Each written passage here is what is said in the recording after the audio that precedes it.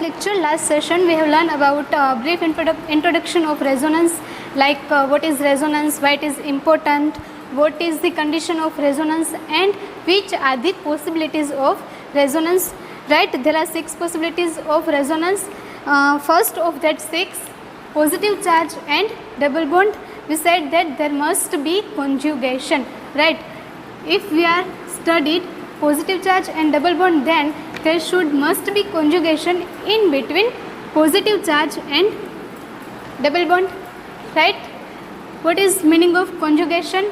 There should be a single bond between them. It means between a positive charge and double bond. Let's balance the valencies and CH2. Alright, how will we draw the resonating structures? I said earlier there are so many types of arrows we used in chemistry, like this, right? This is used for the movement of 2 electrons, or I can say that pair of electron, right? Or negative charge.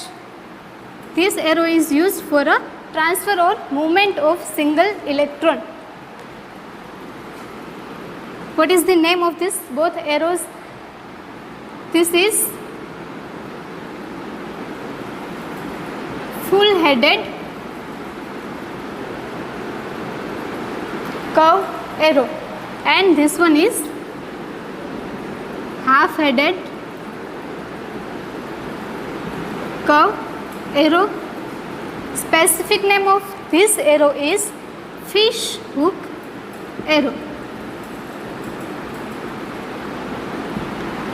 इसका मतलब अगर हमें 2 electron transfer करने हैं, move करने हैं, तो हम इस एरो का यूज़ करेंगे. अगर कहीं पर सिर्फ 1 इलेक्ट्रॉन ट्रांसफ़र हो रहा है तो हम इस एरो का यूज़ करेंगे. ठीक है. अब दूसरी बात, हमने जो पॉजिटिव चार्ज लिखा हुआ है, किसी भी एटम पे पॉजिटिव चार्ज कब आता है? When it loses the electrons, right? Like sodium, it has total number of 11 electron. When it loses 1 electron, we write it as Na+, right? अब किसी भी एटम पे नेगेटिव चार्ज कब आता है? Like chlorine, it has 17 electron, but when it gain a 1 electron, we write it as chloride ion. इसका मतलब जब किसी भी एटम से 1 इलेक्ट्रॉन दूर होता है तो उस पर हम क्या लगते हैं? Positive charge. जब कोई एटम है वो इलेक्ट्रॉन गेन करता है तब उस पर क्या आता है? Negative charge. इसका मतलब ये हुआ कि यहाँ पे जो हमने पॉजिटिव चार्ज लिखा है वो क्यों आया होगा? क्योंकि कार्बन ने उसका 1 इलेक्ट्रॉन जो है वो लूज़ किया होगा. ठीक है. मेरे पास जो था वो तो मैंने घुमा दिया, तो अब मुझे उस चीज़ की डेफिशिएंसी होगी ना. मेरे पास जो इलेक्ट्रॉन थे, मैं मतलब कार्बन ने उसके जो इलेक्ट्रॉन थे वो लूज़ कर दिए, तो अब कार्बन के पास इलेक्ट्रॉन की डेफिशिएंसी होगी. इसका मतलब अगर कोई उसे इलेक्ट्रॉन देगा तो उसे एक्सेप्ट करेगा, राइट? अब पाई बॉन्ड का मतलब क्या होता है? Electron rich species. अगर किसी भी एटम पे नेगेटिव चार्ज है, लोन पेयर है या तो पाई बॉन्ड है, तो वो क्या होगा? Electron rich species. ठीक है. इलेक्ट्रॉन रिच स्पीसीज क्या कर सकते हैं? इलेक्ट्रॉन डोनेट कर सकते हैं. इलेक्ट्रॉन डेफिशिएंट क्या करेगा? उसे गेन करेगा. इसका मतलब जो इलेक्ट्रॉन है वो पाई बॉन्ड से मूव होके कैटायन तरफ जाएंगे. ठीक है. क्योंकि यहाँ पे पॉजिटिव चार्ज है, इलेक्ट्रॉन की डेफिशिएंसी है, यहाँ पे डबल बॉन्ड है, इसका मतलब इलेक्ट्रॉन रिच स्पीसीज है. अब बात है एरो की. ये एरो ऐसे भी ड्रॉ किया जा सकता है और ऐसे भी. तो राइट मेथड क्या होगी?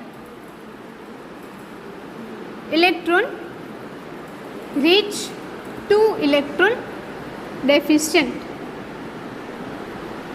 जो एरो है वो हम electron rich species 2 electron deficient species draw करेंगे. ठीक है. जब इलेक्ट्रॉन है वो पाई बॉन्ड से मूव होके सिंगल बॉन्ड तरफ जाएंगे तो स्ट्रक्चर कुछ ऐसे हो जाएगा.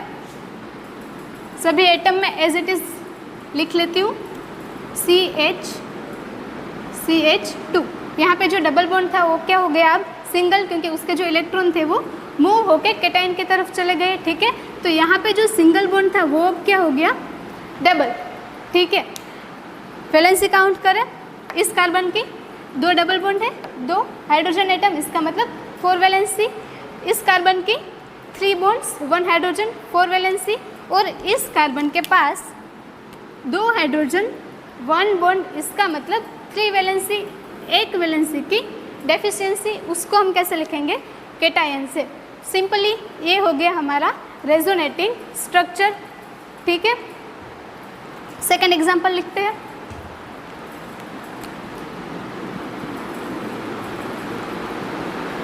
कुछ ऐसे। ठीक है, सबसे पहले हमें क्या देखना है कॉन्जुगेशन।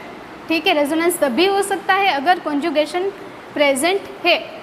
पूरी सिस्टम क्या है हमें नहीं देखना है, सिर्फ इतना देखना है कि कॉन्जुगेशन है या नहीं।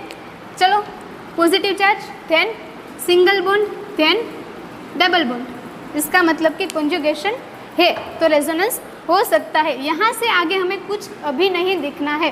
ठीक है, हमें सिर्फ इतना दिखना चाहिए positive charge, single bond and double bond. As earlier arrow कैसे ड्रॉ करेंगे, electron rich to electron deficient species. ठीक है, electron rich to electron deficient species. बाकी की जो सिस्टम थी वो एज इट इज़ लिख ली। अब ये इलेक्ट्रॉन मूव होके कहाँ आ गए कैटायन की तरफ, तो जो सिंगल बॉन्ड था वो क्या हो गया डबल, और पॉजिटिव चार्ज कहाँ आएगा अब इस कार्बन पे। इसका मतलब जो पॉजिटिव चार्ज है वो बीच में एक एटम छोड़ के मूव हो रहा है। ठीक है, यहाँ तक कंप्लीट। अभी आगे बढ़ते हैं, सेम कॉन्जुगेशन है या नहीं। अभी कॉन्जुगेशन है, single bond positive charge, single bond and double bond, फिर से कॉन्जुगेशन है, तो रेजोनेंस से वो यहाँ पे स्टॉप नहीं हो जाएगी। ठीक है, आगे भी हो सकती है, जैसे पहले करवाया। एरो है वो electron rich to electron deficient, जो सिंगल बॉन्ड है वो डबल बॉन्ड में कन्वर्ट, जो डबल बॉन्ड है वो सिंगल बॉन्ड में, एंड पॉजिटिव चार्ज है वो एक एटम छोड़ के मूव होता है। ठीक है, कोई साइक्लिक सिस्टम की बात करें लाइक दिस सिस्टम, कोई भी दी हुई हो, हमें सिर्फ कॉन्जुगेशन देखना है। Positive charge, single bond, double bond, इसका मतलब कॉन्जुगेशन है तो रेजोनेंस हो सकती है। ठीक है, एरो कैसे ड्रॉ करना है, electron rich to electron deficient.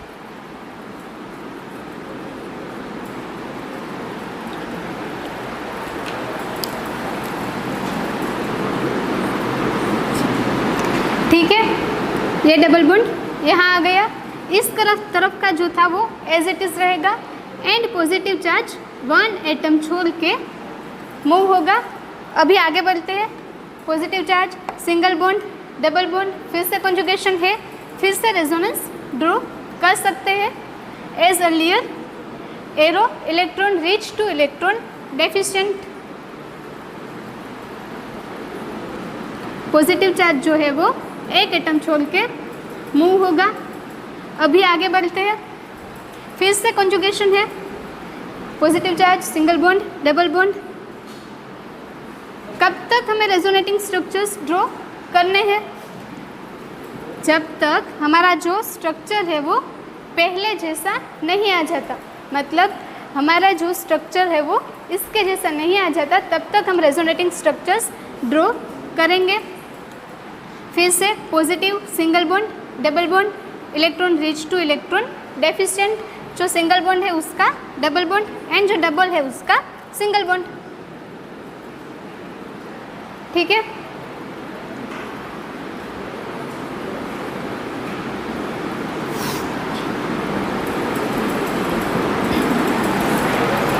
Now पहला स्ट्रक्चर एंड लास्ट वाला, इसको मैं 1 2 3 4 5 एंड 6।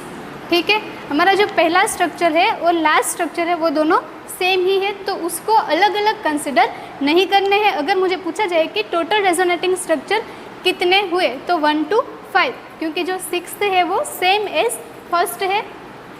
यहाँ तक समझ आया? और एग्जांपल्स देखते हैं।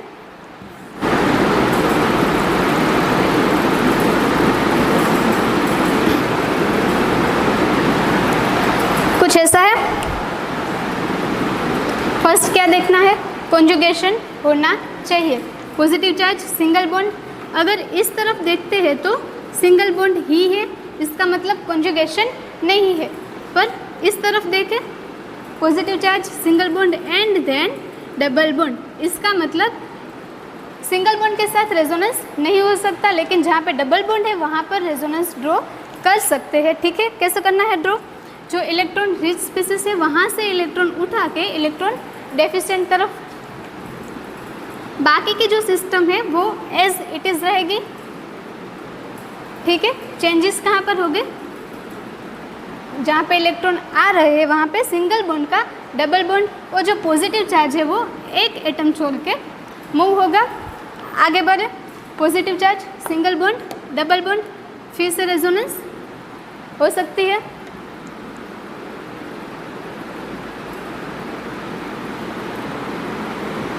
जब भी रेजोनेंस ड्रॉ करें, पहले जो बाकी का सिस्टम है जिसमें हम कुछ भी नहीं कर रहे हैं उसको ड्रॉ कर ले ताकि गलती ना हो। फिर से positive single bond and double bond कब तक ड्रॉ करने हैं? जब तक हमारा जो लास्ट स्ट्रक्चर है वो पहले स्ट्रक्चर के जैसे ना मिल जाए। ठीक है, पॉजिटिव चार्ज सिंगल बॉन्ड, इस तरफ सिंगल बॉन्ड है लेकिन यहाँ पे डबल बॉन्ड है।